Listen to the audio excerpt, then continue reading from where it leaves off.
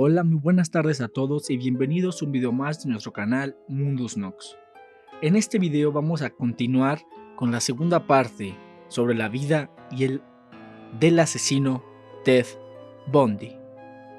Si no han visto el primer video, por favor pasen abajo en la descripción del video, les dejaré el link directo de la primera parte, como también de mis redes sociales para que estemos más en contacto. El 14 de enero de 1978, el edificio de la fraternidad Chi Omega de la Universidad de Florida estaba semivacío cuando Nita Neary volvió en la madrugada. Le extrañó que la puerta estuviera abierta y decidió esconderse. Vio salir del edificio a un hombre con una gorra azul y una carpeta envuelta en un trapo. Creyendo que había saltado a la fraternidad, fue en busca de su compañera Karen Chandler, a la que encontró tambaleándose por el pasillo herida gravemente. Otra compañera, Katie Kleiner, fue hallada con vida, aunque malherida, en su cuarto. La policía encontró el cadáver de Lisa Levy, que había sido golpeada en la cabeza y brutalmente violada. También estaba el cadáver de Margaret Bowman, estrangulada mientras dormía, con un golpe en la cabeza que le destrozó el cráneo. El resto de las chicas no pudieron aportar más pistas, salvo el testimonio de Nita Neary. No lejos de allí, Bundy atacó a Sherlyn Thomas, quien sobrevivió a una paliza brutal. Su cráneo fue fracturado en 5 lugares.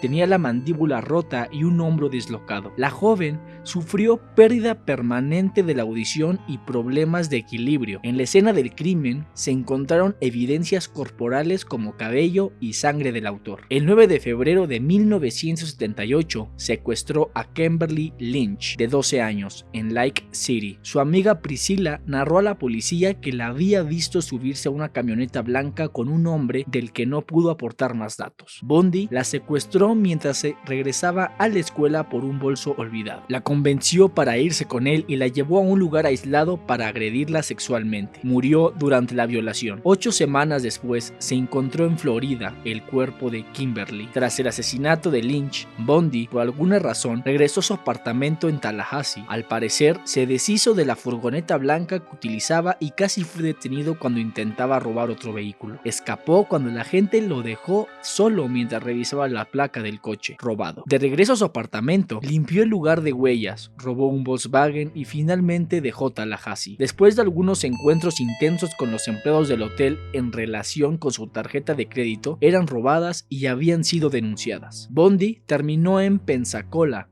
Florida, donde las placas del auto robado fueron reconocidas por un policía de patrulla que lo detuvo después de una corta persecución y de una breve lucha. El 25 de junio de 1979, en Miami, Florida, se le juzgó por los crímenes de la fraternidad Chi Omega. Fueron nombrados como los delitos de la década y tuvieron tal impacto en la opinión pública que hicieron que gran parte de los estadounidenses consideraran a Bundy como la encarnación del mal. Bundy ejerció como su propio abogado, pero las evidencias contra él fueron aplastantes.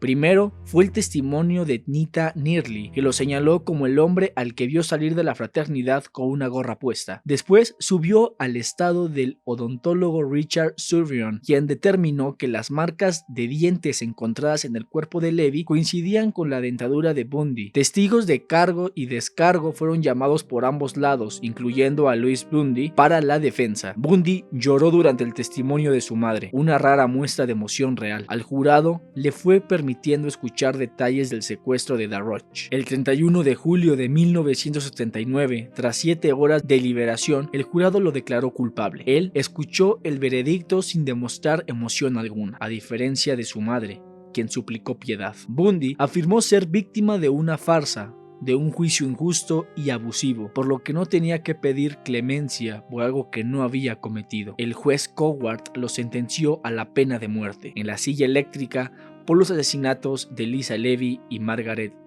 Bowman. Aunque Bundy ya se encontraba en el corredor de la muerte, el estado de Florida decidió juzgarlo por el asesinato de Kimberly Lynch el 7 de enero de 1980 comenzó el juicio. Tras el fracaso de ejercer como su propio abogado, Bundy contrató a Julius Africano y Lynn Thompson. Con ellos trazó la idea de apelar por incapacidad mental, pero la estrategia legal no funcionó y fue declarado culpable. Durante el procedimiento penal del caso Lynch, aprovechó una antigua ley de Florida que proclamaba que toda declaración de matrimonio en un juzgado hecha en presencia de funcionarios judiciales era válida y legalmente vinculante. Haciendo uso de ese derecho, le propuso matrimonio a su novia, Carol Ann Bone. En ese momento, Bone se convirtió en la esposa de Bundy. Pocas horas más tarde, sería condenado a muerte por el asesinato de Lynch y enviado a la prisión de Rayford. Nada fue fácil para Bundy y su ejecución no sería diferente.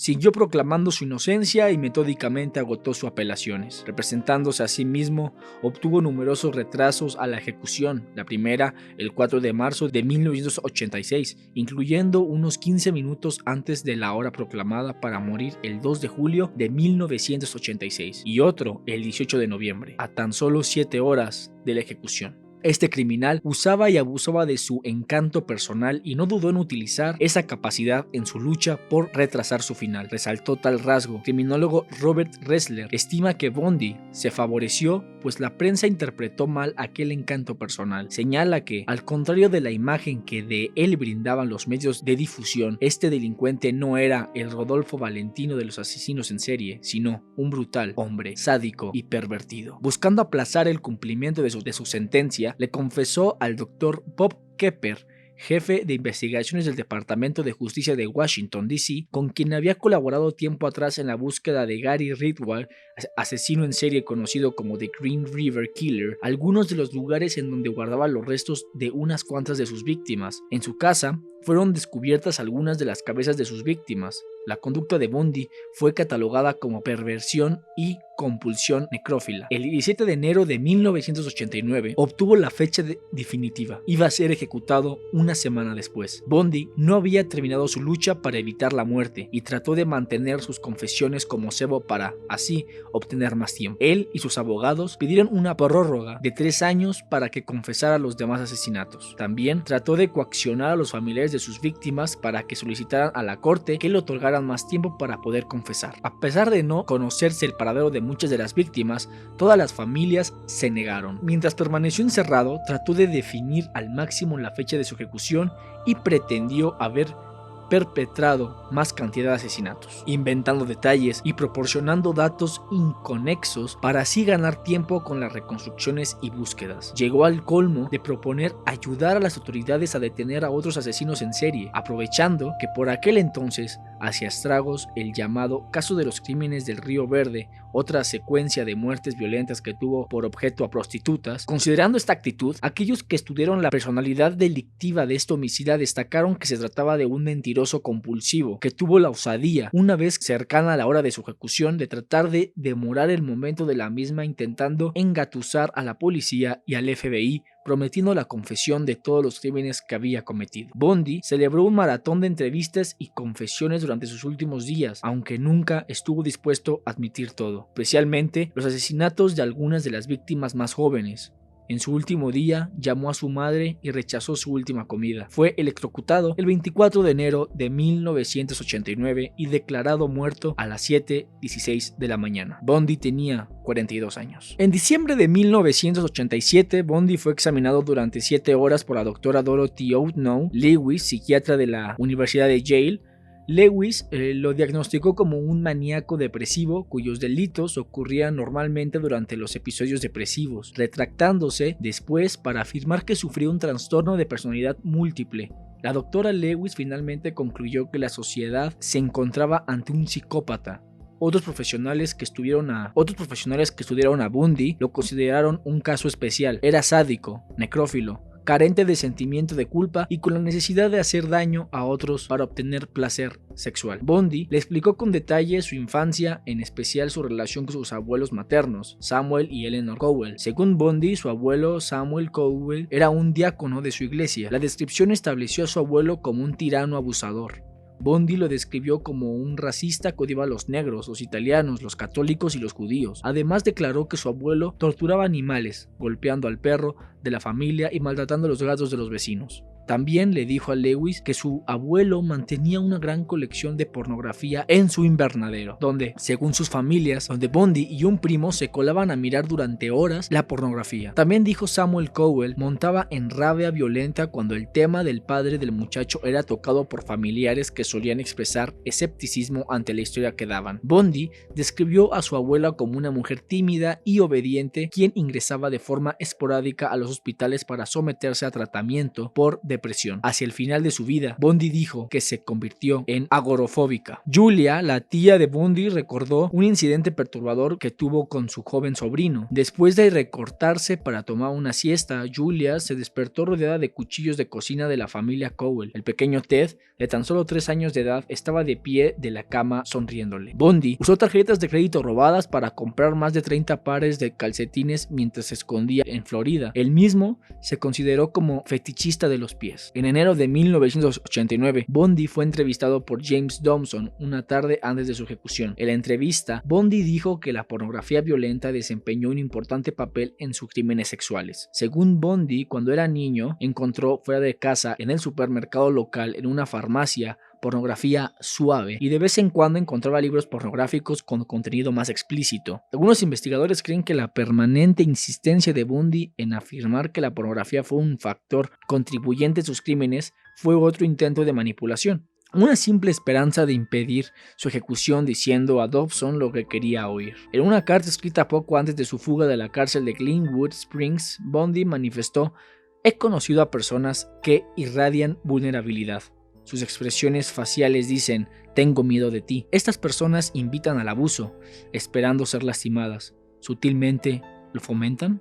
Fue una entrevista de 1980 hablando de la justificación de las acciones de un asesino en serie. Bundy dijo: ¿qué es uno menos? ¿Qué significa una persona menos en la faz de la tierra? Cuando los detectives de Florida pidieron a Bundy que les dijera en dónde había dejado el cuerpo de Timberly Lynch para darle paz a la familia, él replicó: pero sí, soy el hijo de puta más duro que jamás han conocido.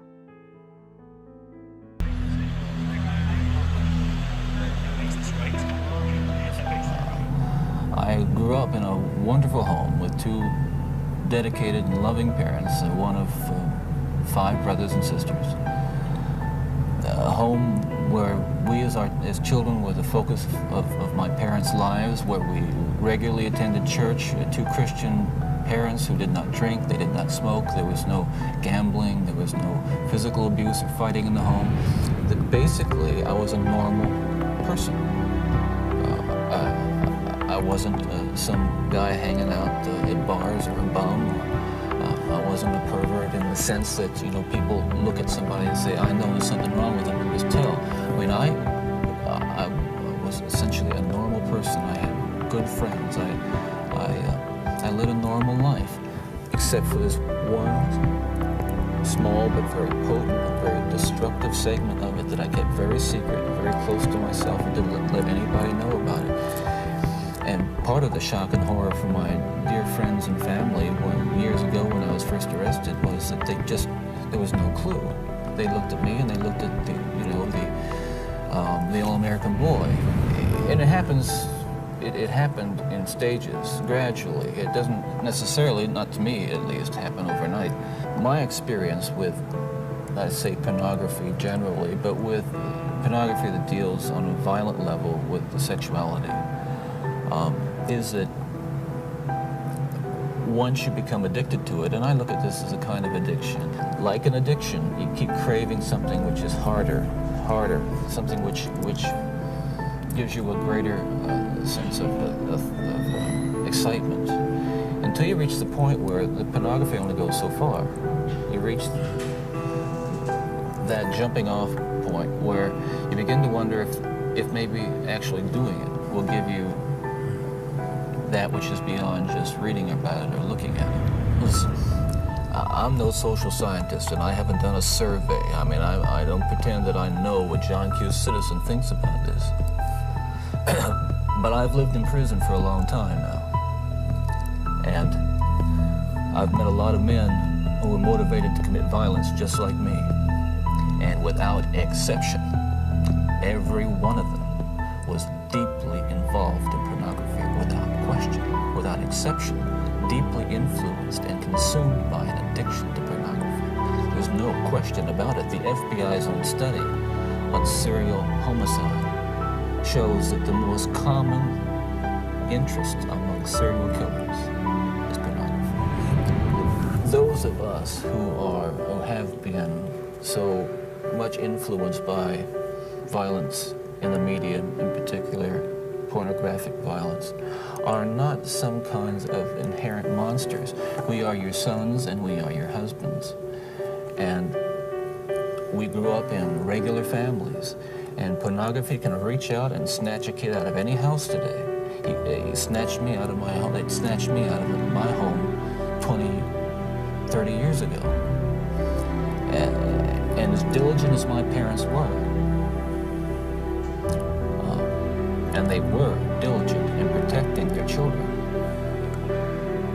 and as good a Christian home as we had, and we had a wonderful Christian home, there is no protection against the kinds of influences that are loose in the society that tolerates.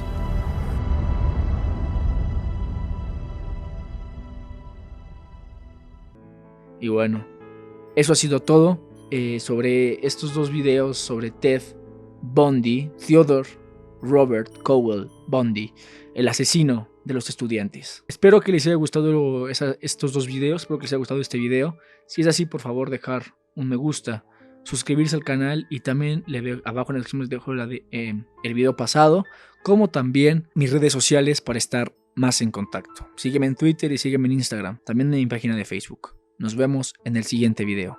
Les habla su amigo Mundus Nox. Hasta pronto.